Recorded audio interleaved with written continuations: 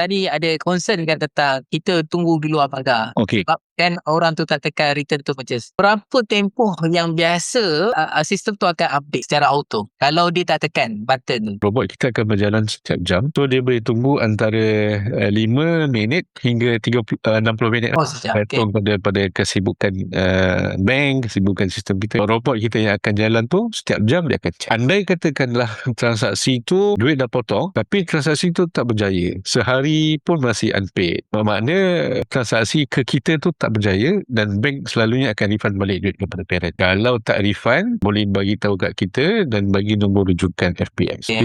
Setakat kita guna sistem ni dah berapa tahun ni, tak pernah ada lagi lah dia tak refund, bank akan refund. Dan kadang-kadang transaksi tu tak berjaya walaupun dia dah tolak dekat bank ataupun status dia macam-macam lah. Kadang-kadang tak cukup refund, customer tak tekan OTP code dan sebagainya.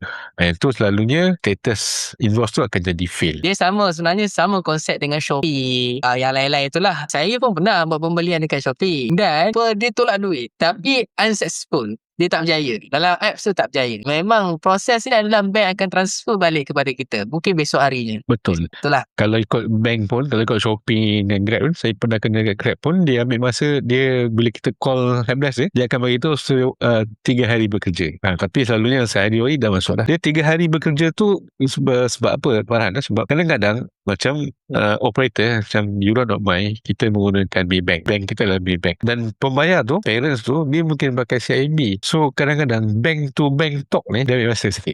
Itu yang jadi 3 hari bekerja. Kalau bank yang sama, dia sekejap je.